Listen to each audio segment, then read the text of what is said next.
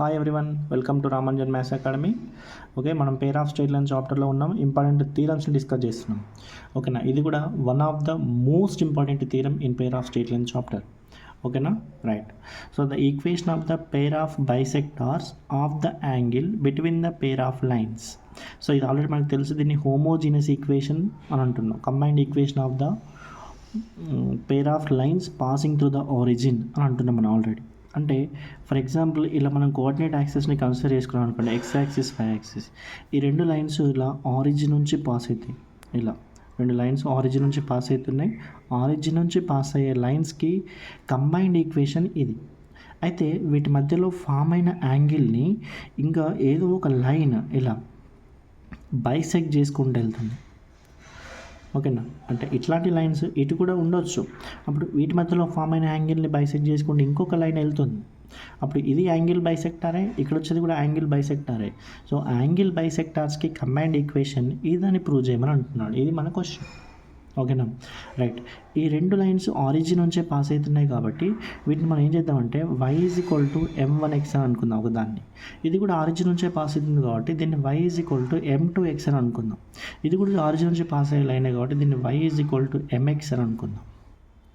ఓకేనా, right. Okay, అయితే ఈ ఫస్ట్ లైన్ ఎక్స్ యాక్సిస్తో ఫామ్ చేసే యాంగిల్ని మనం సమ్ θ1 అని అనుకుందాం. అయితే ఈ సెకండ్ లైన్ వై యాక్సిస్తో ఫామ్ చేసే యాంగిల్ని సమ్ θ2 అని అనుకుంటే ఈ యాంగిల్ బైసెక్టార్ ఎక్స్ యాక్సిస్తో ఫామ్ చేసే యాంగిల్ని మనం θ అని అనుకుందాం. ఓకేనా, జస్ట్ ఈ డయాగ్రామ్ని మైండ్లో ఉంచుకొని మనం ప్రాబ్లమ్ని సింపుల్గా సాల్వ్ చేయొచ్చు. రైట్. Okay, proof. ఫస్ట్ మనం ఏం చేద్దామంటే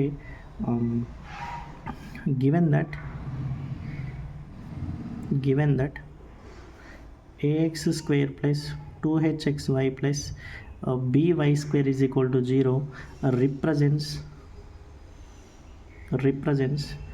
pair of lines passing through origin అనుకుందాం.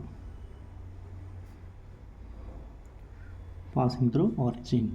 For suppose let the lines are. So ఆ లైన్స్ ఏంటి అంటే ఒకదాన్ని లెట్ y = m1x అనుకుందాం, ఇంకో దాన్ని y = m2x అని అనుకుందాం. యాక్చువల్లీ ఇక్కడ m అంటే ఏంటి, మరి m1 m2 ఏంటి అంటే స్లోప్స్. ఎక్స్ యాక్సిస్తో ఫామ్ చేసే యాంగిల్స్ అన్నాం కాబట్టి m1 m2 ఏంటి అంటే స్లోప్స్. ఇక్కడ నుండి మనం m1 = y/x అని రాయొచ్చు. ఇక్కడ కూడా సేమ్ అలా రాయొచ్చు, దీంతో మనకు అవసరం లేదు. కాకపోతే ఇక్కడ m అంటే స్లోప్ అన్నాం కదా. సో స్లోప్ అంటే tangent of an inclination is called slope అని అంటాం కాబట్టి m1 = tan θ1 అని రాసుకోవచ్చు. ఇది మనకు చాలా అవసరం, ఇలా ఉంచండి. అట్లనే ఇక్కడ m2 = tan θ2 అని కూడా రాయొచ్చు. ఇది కూడా మనకు చాలా అవసరం, దీన్ని ఇలా బాక్స్లో ఉంచండి.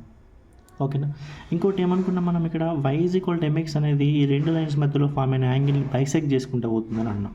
For suppose let y = mx be the angular bisector అనుకుందాం. Angular bisector. So y = mx అంటే ఇక్కడ నుంచి m = y/x అని రాయొచ్చు. ఇది మనకు అవసరం, ఇది కూడా ఇలా ఉంచుదాం. ఇక్కడ m అంటే ఏంటి మరి, స్లోప్ కదా. సో m = మనం tan θ అనుకుందాం. m = tan θ అనుకుందాం. అయితే ఇక్కడ మనకి θ1 θ2 ఇలా ఉన్నాయి కదా. సో θ1 θ2ల మధ్య రిలేషన్ ఏంటంటే, so θ1 - θ θ minus θ2. This is the relation between θ1 θ2 and θ. Okay, so ఇక్కడ నుండి మనం దీన్ని తీసుకొద్దాం. θ1 + θ2 ఇటు సైడ్ తీసుకెళ్తే θ + θ అయితే. So θ + θ is 2θ θ1 + θ2. సో దీనికి మనం బోత్ సైడ్స్లో tan ఫంక్షన్ అప్లై చేద్దాం. So applying tan function on both sides. So then this is tan 2θ tan of θ1 + θ2. So tan 2θ formula ఏంటంటే 2 tan θ/1 - tan square θ. And tan θ1 + tan θ tan of a + b formula. So tan θ1 + tan θ2 divided by 1 minus tan theta 1 into tan theta 2. So this is 2 into యాక్చువల్గా tan theta అంటే ఏంటి మనకి tan theta అంటే ఇక్కడ m అని తెలుసు, ఇక్కడ tan theta అంటే ఇక్కడ మనకి m అని తెలుసు. So this is 2m by 1 minus m square is equal to మరి tan theta 1 అంటే ఏంటి, tan theta 1 అంటే m1. So this is m1.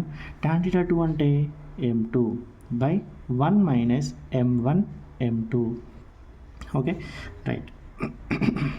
So this is 2 into m అంటే ఏంటి మరి మనకి m అంటే y by X by 1 minus m అంటే కూడా y బై ఎక్స్ కదా. So y by X whole square is equal to ఇది m1 ప్లస్ m2 కదా. m1 ప్లస్ ఏంటంటే some of the slope. So దీనికోసం మనకు ఒక ఫార్ములా ఉంది, m1 plus m2 is equals to minus 2h by b అని. m1 into m2 అంటే product of the slopes కదా. So m1 into m2 is equal to కూడా మనకు ఒక ఫార్ములా ఉంది, a బై b అని. సో వాటిని ఇక్కడ సబ్స్టిట్యూట్ చేద్దాం అంతే. So this is minus 2h by b by 1 minus m1 into m2 అంటే a by b. So this is a by b. So దీన్ని మనం కొంచెం సింప్లిఫై చేసుకుని సరిపోతుంది. So 2y by X by this is y square by X square అయితే. So cross multiply చేస్తే X square minus y square by X square. This is equal to so minus 2h by b by cross multiplication ఇది a minus b by b. Okay. So ఇక్కడ మనం 2 cancel చేసుకోవచ్చు, ఎక్స్కి ఒక X cancel చేసుకుంటే remaining X పైకి పోతుంది, B cancel చేసుకోవచ్చు. ఇప్పుడు ఇది ఏమవుతుంది, XY అవుతుంది. ఓకేనా. So this is XY divided by X square minus y square is equal to minus h by a minus b.